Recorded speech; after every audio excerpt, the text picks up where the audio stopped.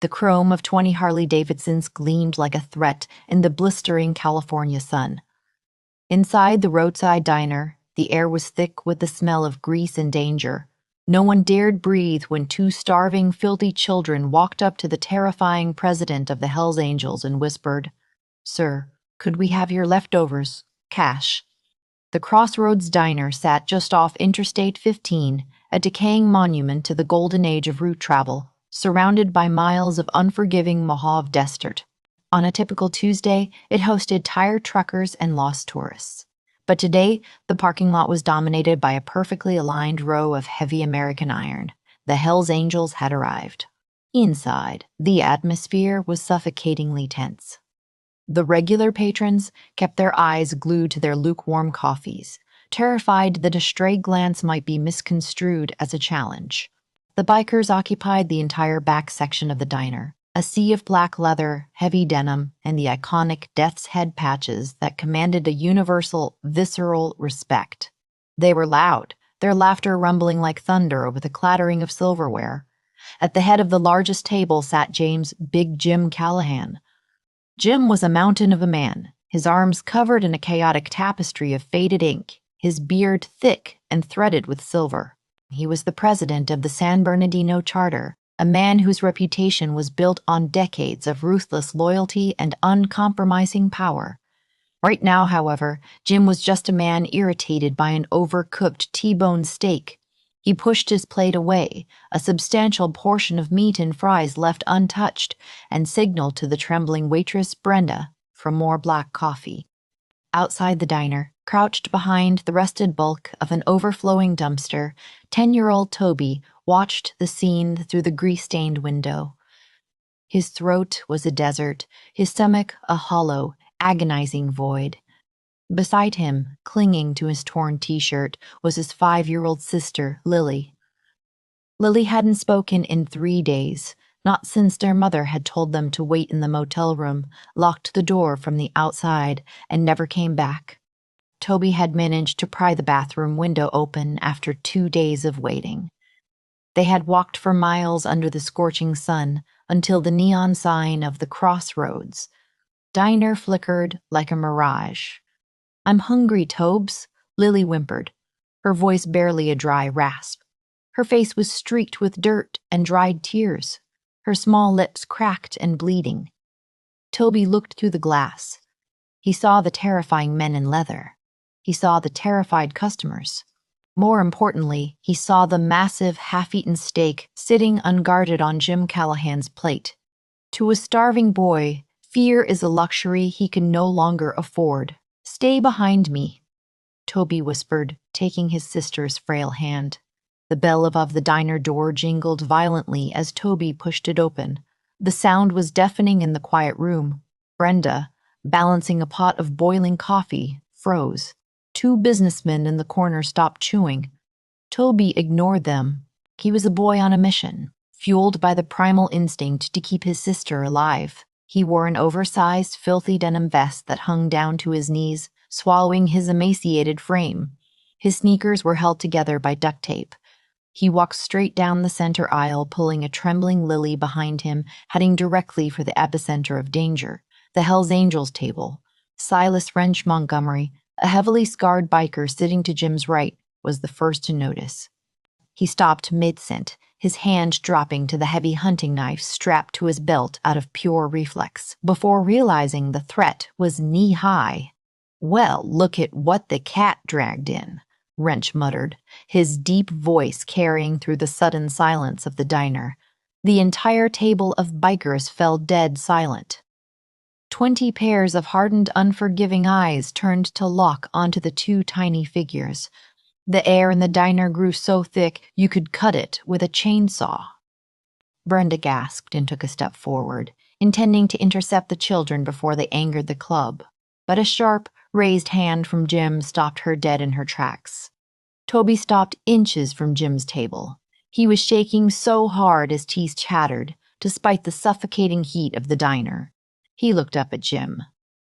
To Toby, the biker looked like a giant from a nightmare leather-clad titan with cold, calculating blue eyes that seemed to look right through him. Toby swallowed hard, trying to find moisture that wasn't there. He pointed a trembling, dirt-caked finger at the plate of abandoned food. "Sir." Toby's voice broke.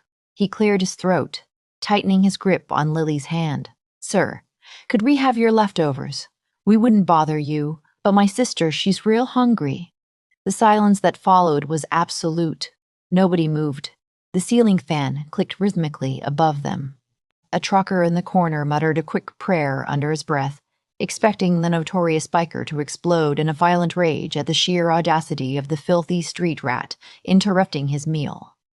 Jim didn't move. He sat perfectly still, his massive hands resting on the edge of the table, his eyes locked onto Toby's face. For a terrifying 30 seconds, Jim Callahan simply stared.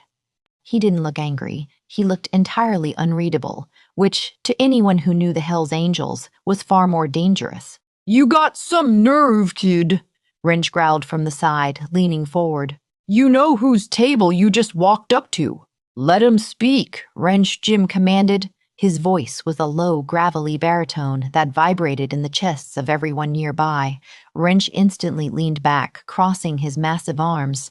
Jim shifted his gaze from Toby's terrified eyes to the little girl hiding behind his leg. He saw the way her collarbone protruded, the dark, bruised bags under her eyes, the desperate way she chewed on her bottom lip. Then his eyes drifted back to Toby. Specifically, his eyes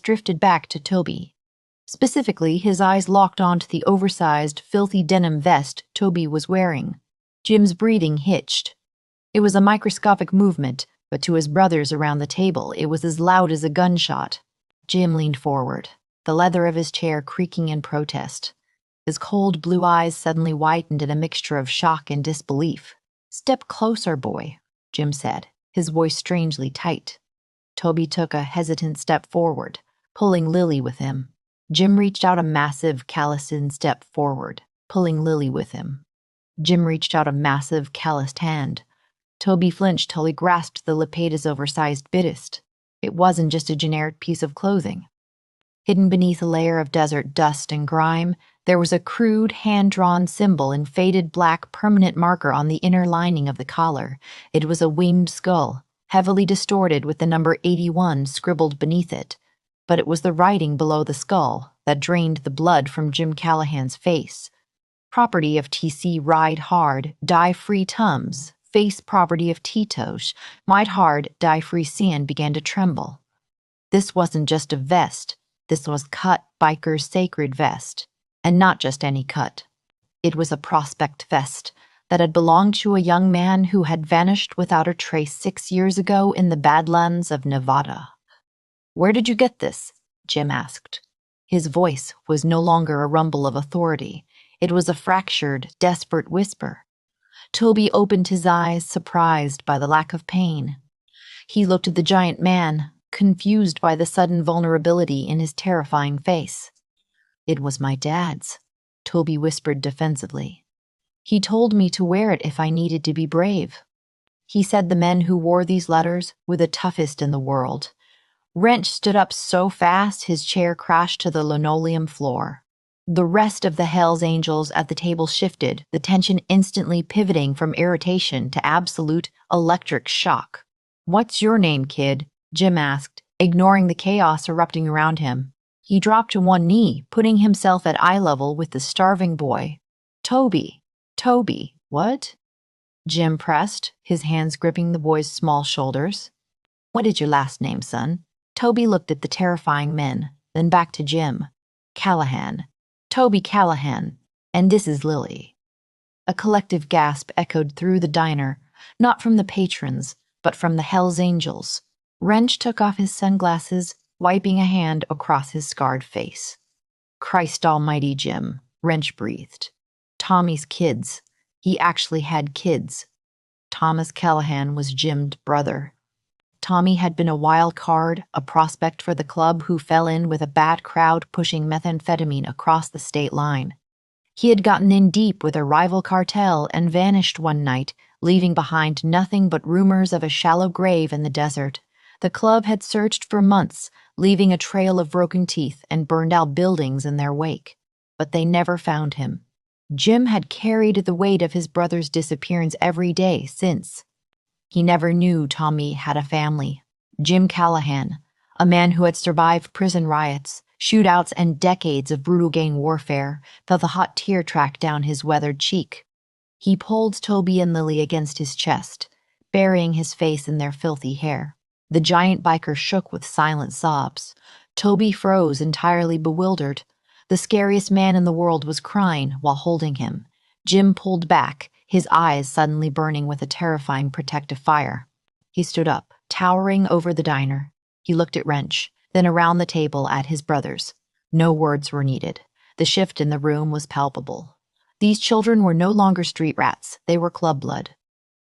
These children were no longer street rats. They were club blood. Jim turned his massive head toward the kitchen. "Brenda!" he roared. The waitress jumped nearly a foot in the air. "Yes, Mr. Callahan. I want 6 orders of pancakes. I want bacon, eggs, hash browns, and every carton of milk you have in that goddamn fridge. Bring it to the biggest booth you got. Now." "Yes, sir. Right away." Brenda scrambled toward the kitchen, screaming orders at the cook. Jim looked down at Toby, gently brushing a smudge of dirt off the boy's cheek. "You don't eat leftovers anymore, Toby. Not ever again." The bikers immediately sprang into action. Without being told, Arthur Meat Sullivan, a guy the size of a refrigerator, gently picked Lily, sprang into action. Without being told, Arthur Meat told. Arthur Meat it would spun glass. Wrench guided Toby to the largest booth in the corner. The remaining 18 bikers didn't sit down. Instead, they formed a human barricade around the booth, turning their backs to the children and facing the diner, arms crossed, eyes scanning the windows and the terrified patrons. They had formed a fortress of leather and muscle. As Toby and Lily devoured the food that arrived in mountains, Jim sat across from them, drinking his coffee, his eyes never leaving their faces. He watched Toby cut Lily's pancakes, making sure she ate before he took a bite for himself.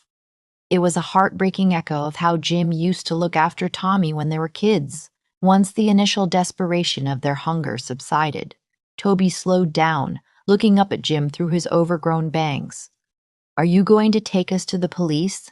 Toby asked, his voice trembling again. "Mom said if the cops get us, they'll put us in a cage." Jim's jaw tightened. "No cops, Toby. You're safe now. But I need you to be a brave man and tell me everything. Where is your mother?" Toby looked down at his empty plate. "She left us at the Starlight Motel 2 days ago. She said she owed money to some bad men who sell the sleepy dust.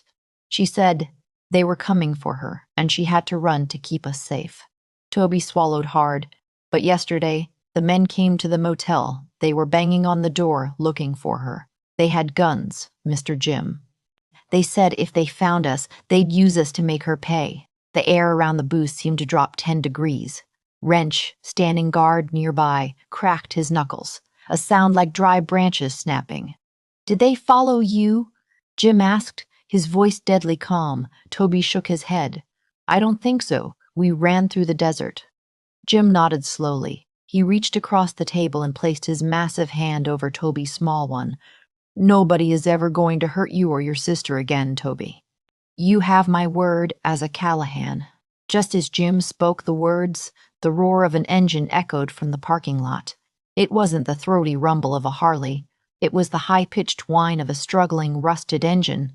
Toby glanced out the window and froze. His face went chalk white. He dropped his fork, his breathing turning into panicked, ragged gasps. He pointed a shaking finger at the glass. "It's them," Toby whispered, pure terror choking his board. Jim turned his head slowly. Pulling into the diner's parking lot, right past the row of gleaming Harley-Davidsons, was a battered, primer-gray Chevy Silverado. 3 men were inside. Jim Callahan stood up. He didn't look angry. He looked like the angel of death. He turned to Wrench and the rest of his brothers. "Lock the diner doors," Jim ordered quietly. "Nobody gets near this booth." Jim reached to his waist, unbuttoning his heavy leather jacket as he walked purposefully toward the front door. "Let's go welcome the gentleman to Barstow." The midday Mojave sun beat down on the asphalt, creating shimmering waves of heat that distorted the horizon. as Jim Callahan stepped out of the air-conditioned sanctuary of the Crossroads Diner. The wall of oppressive heat hit him like a physical blow. Behind him, the heavy glass door clicked shut, the deadbolt engaging with a sharp, metallic snap courtesy of Arthur "Meat" Sullivan. Jim stood on the diner's concrete porch, his heavy boots planted shoulder-width apart. Flanking him were Wrench, Dutch Miller, and a half-dozen of the San Bernardino Charter's most seasoned enforcers. They didn't draw weapons. They didn't need to. The sheer, overwhelming presence of a united Hells Angels front was usually enough to stop a freight train. The primer gray Chevy Silverado sputtered and died in front of the diner, its radiator hissing a cloud of foul-smelling steam into the dry air. The doors creaked open, and 3 men stepped out. They were a ragtag crew, sweating profusely, their eyes darting nervously across the gleaming row of Harleys before settling on the wall of leather-clad men on the porch. The leader, a wiry man with a face pockmarked from years of hard drug use and a cheap suit jacket worn over a stained undershirt, sneered. His name was Trent, a mid-level enforcer for a Central Valley syndicate that dealt in meth and misery. Flanking him were 2 heavy-set thugs, their hands hovering nervously near their waistbands. Trent took a step forward, trying to project an authority he clearly didn't possess in this parking lot. "Look, we don't want no trouble with the club," Trent called out, his voice cracking slightly under the intense, unblinking stares of the bikers. "We're just here for the 2 strays that wandered in there. Their junkie mother owes our boss a lot of money, and those kids are our insurance policy." Jim didn't move a muscle. He pulled a crushed pack of Marlboros from his jacket pocket, tapped a cigarette against his thumb, and placed it between his lips. Wrench, standing to Jim's right, produced a Zippo and lit it. Jim took a slow, deep drag, the cherry burning bright red, before exhaling a thick plume of gray smoke into the stagnant air. "Diners closed," Jim rumbled. His voice wasn't loud, but it carried a deadly, absolute finality. Trent forced a laugh, wiping sweat from his forehead. "Come on, man. Be reasonable. Those are just a couple of dirty street rats. They mean nothing to you. Hand 'em more, and we'll be on our way. We'll even buy you boys around." Jim took another drag of his cigarette. "I'm going to give you exactly 5 seconds to get back in that rusted piece of junk and drive until the wheels fall off. If you are still standing on this asphalt when I reach 0, you are never leaving this desert." Trent's face hardened, his nervous energy shifting into desperate anger. He didn't know who he was talking to. He only saw an obstacle between him and his payday. "You don't get it, old man," Trent spat, taking another step forward. "Their father, Tommy, stole something from my boss 6 years ago. A ledger. He buried it, and then he took the secret to his grave. But we know he left a safety deposit key with his old lady. She wouldn't talk, so we're taking the kids. Now, step aside, or this gets ugly." The mention of Tommy's name was like a spark hitting a powder keg. Wrench tensed, his hand dropping to the heavy chain at his hip. Dutch shifted his weight, his eyes locking onto the largest of Trent's thugs. But Jim raised a single, calloused hand, halting his brothers. The revelation hung in the air. A key. Tommy hadn't just disappeared. He had struck a blow against the people poisoning his neighborhood, and they had murdered him for it. And now they were coming for his children. Jim flicked his cigarette onto the asphalt and crushed it under the heel of his boot. He looked at Trent, his blue eyes entirely devoid of humanity. He was no longer a grieving brother. He was the president of the Hells Angels. 0, Jim whispered. What happened next was a blur of calculated, overwhelming violence. Trent reached beneath his suit jacket, but before his fingers could even graze the grip of his pistol, Wrench closed the distance. The biker's heavy steel-toed boot connected with Trent's kneecap with a sickening crunch. Trent shrieked, collapsing onto the scorching pavement. Simultaneously, Dutch and another biker named Bones swarmed the 2 thugs. It wasn't a fight.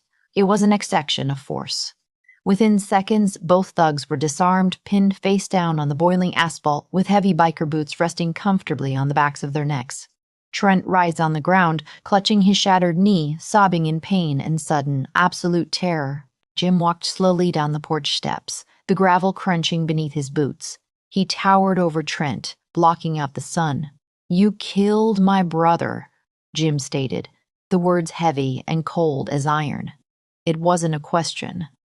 Trent stared up, his eyes wide with horror as he finally recognized the faded, terrified resemblance between the man standing over him and the man his boss had buried in the Nevada dirt. "Callahan," Trent gasped, spitting blood. You're who?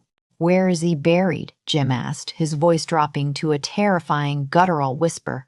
Jim knelt, grabbing Trent by the lapels of his cheap suit, hauling him halfway off the ground. "Give me the coordinates, or I will let Wrench take you apart piece by piece, out here where no one can hear you scream." Trembling violently, Trent stammered out the location of a dry riverbed just across the state line. He confessed everything: how Tommy had tried to buy his way out of the life to protect his pregnant girlfriend, how he had stolen the syndicate's financial ledger as leverage, and how the boss had ordered the hit before Tommy could use it. Jim listened, his face an impenetrable mask of stone. When Trent finished, sobbing and begging for his life, Jim dropped him back onto the asphalt in disgust. "Wrench," Jim ordered without looking back. "Strip their truck. Take their phones, their wallets, and their weapons. Leave them the clothes on their backs." Jim leaned down, his face inches from Trent's terrified eyes. "You listen to me, and you listen to me very carefully. You are going to limp back to your boss. You are going to tell him that Tommy Callahan's debt is paid in full. You are going to tell him that if he or anyone associated with him ever comes within 100 miles of those children or their mother, the San Bernardino charter of the Hells Angels will ride north. We will burn his operations to the ground, and we will bury him in the same desert where he left my brother. Do you understand me?" Trent nodded frantically, tears streaming down his face. "Yes, I understand. We're done. We're gone." "Get them out of my sight," Jim growled, turning his back on the broken men. Jim walked back into the silent diner, sliding into the booth across from Toby and Lily. His hands trembled slightly as the adrenaline of the parking lot confrontation faded. He looked at Toby, suddenly recognizing the stubborn jut of Tommy's chin. Then he remembered Trent's words. "A safety deposit key." "Toby," Jim said gently, keeping his voice soft. "Did Dad ever tell you why he wanted you to have that vest?"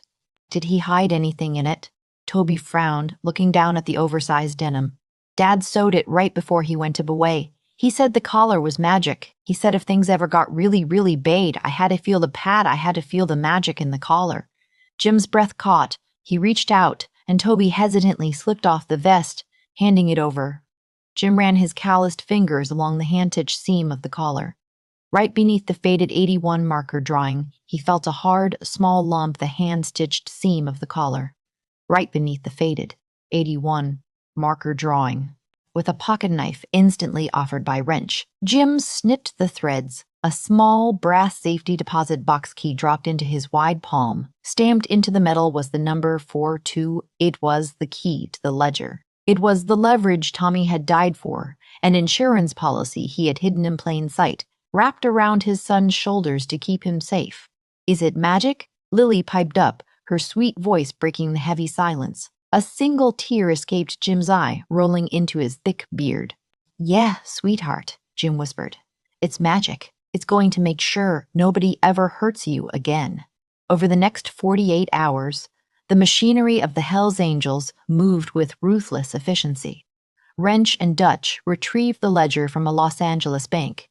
Armed with a damning record of the cartel's financial ties and bribes, Jim called in favors from allied charters across the West Coast. Without ever involving the police, the syndicate that murdered Tommy Callahan was systematically dismantled and erased from the map. Simultaneously, the club tracked down the children's mother. They found her in a rundown motel, terrified and deep in withdrawal. Instead of violence, they loaded her into a van and drove her straight to a top-tier private rehabilitation clinic in Malibu, paid for entirely by the San Bernardino charter. Meanwhile, Jim arrived at the local courthouse with a team of high-priced corporate lawyers, easily securing emergency custody of Toby and Lily. 2 months later, the San Bernardino clubhouse was unrecognizable. A swing set now sat on the front lawn next to the row of Harleys. The massive, heavily tattooed enforcers who used to spend weekends brawling now spent Saturday mornings teaching Toby how to clean a carburetor or letting Lily paint their fingernails pink. Jim sat on the porch, a cup of black coffee in hand, watching Toby play on the grass. The boy was no longer a starving, terrified street rat. He was healthy, his eyes were bright, and he moved with the absolute confidence of a child who knows he is unconditionally protected. Toby was wearing a new jacket. It was custom-made black leather, tailored perfectly to his small frame. On the back, instead of the Hell's Angel's skull, it bore a simple white rocker, Callahan blood. Wrench stepped onto the porch, wiping grease from his hands. "They're doing good, Jim. Tommy would be proud." For the first time in 6 years, the suffocating weight of his brother's disappearance was gone.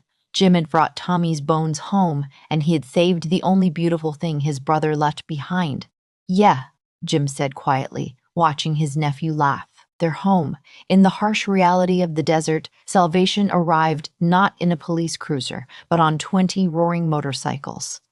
Jim Callahan discovered that his brother's legacy wasn't buried in a shallow grave, but hidden in the courage of a starving boy wearing faded denim.